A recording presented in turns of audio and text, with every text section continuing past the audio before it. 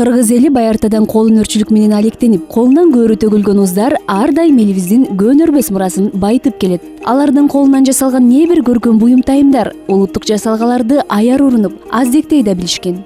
Бул ирет 16 адамдан турган чебер уздардын жана усталардын башын бириктирген Өзгөн районунун Мырзаке айылындагы Кадича кол өнөрчүлүк кооперативинин иши менен тааныштык.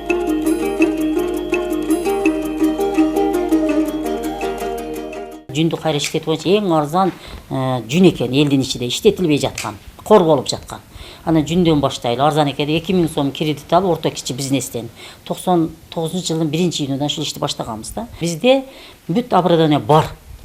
Тигүүчү машинкалар бар, крой кыла тургандар бар, столдорубуз бар, үтүк бар. Мына национальный буюмдар тиге турган машинкаларыбыз бар.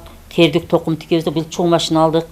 Аталган бирикме 1999-жылы Кадича Сополова тарабынан уюштурулган. Жамааттагы чеберлер элибиздин күндөлүк керектөөсүнө зарыл буюм тайымдарды улуттук колоритте даярдашат. Бирикменин жетекчиси Кадича эженин эмгегин өзгөчө сөз кылууга арзыйт. Анткени бул жерде жасалган кооздуктарды карап отуруп, көз жөөсүн алган көркөмдүгүнө, жанга кубат берчүдөй жарашыгына таң каласың.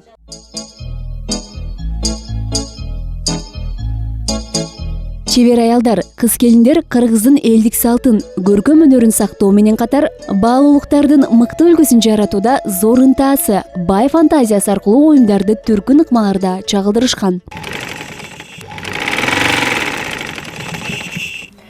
Мен тигип жаткан бул буюм атайын боз үй үчүн иштетилүүчү жабык башы деп аталат. Мына ушул сыяктуу улуттук кооз буюм тайымдар атайын ушул жерде иштеген, колунан көөрү төгүлгөн айымдар тарабынан жасалып, эл кызматына тартууланып келет.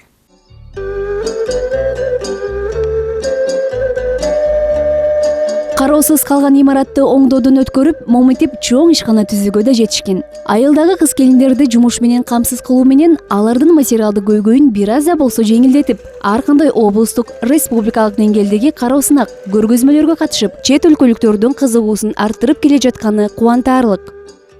17 жылдан бери ушул жерде иштейм. Кыздардын заказын тегем, сеп жасайбыз, ушундай таарлар жасайбыз, согобуз. Бул кол менен токулган таар кышырдактарга жээ катары урунат. Анан кыргыз үйдүн дагы кереге жабык, аяк жабык, мына иши кылса бардык нерселерди заказ бергендерге карап бардыгын жасап берем. Албетте, элибиздин улуттук көркөм кол өнөрчүлүгүнүн баал мурасы катары кийиз жасоо эсептелет. Анын жасоо ыкмасы атадан балага өтүп, бүгүнкү күнгө чейин жетти. Андан көбүнчө саймалап, көркөмдөп жасалган буюмдар, тамдын бооруна илүүчү кийиз килемчилер, баш кийимдер, баштыктар чыгарышат. Ал эми кийиздин кесиндилеринен эстеликке белекке берилүүчү сувенирлерди, оюнчуктарды жасашат. Андыктан бүгүнкү күндө кийиздерге суроо талап жогору экенин байкоого болот. Сиздер көрүп турган бул жер атайын жүн тытуучу бөлмө болуп эсептелет. Ал эми бул станок болсо 16 жылдан бери жалпы Өзгөн районунун тургундары үчүн кызмат кылып келүүдө. Ал эми тытылган жүндөр болсо атайын кийиз жасалат, андан кийизден болсо сиздер өзүңүздөр көргөндөй эле жакшынакай кооз буюмдар даярдалат. Бирок муну менен гана чектелбестен жыгач иштетүүнүн технологиялык ыкмасын өздөштүрүп, үй тиричилигине керектүү каражаттарды, боз үйдүн керегилерин жасоочу жыгач цехин ачкан. Жыгачты 3 бала жасайт. Темирди 2 бала жасайт, бир аял краскалайт. Калган жабдыктарын ушул аялдар тигет. Брезенттен десе брезент, кийиз десе кийиз, ошол буйрутма кандай берсе, эл кандай заказ берсе ошого тиге беребиз да. Каарманыбыз 172 кызды окутуп, бул өнөрдүн бардык сырларын үйрөтүүгө жетишкен.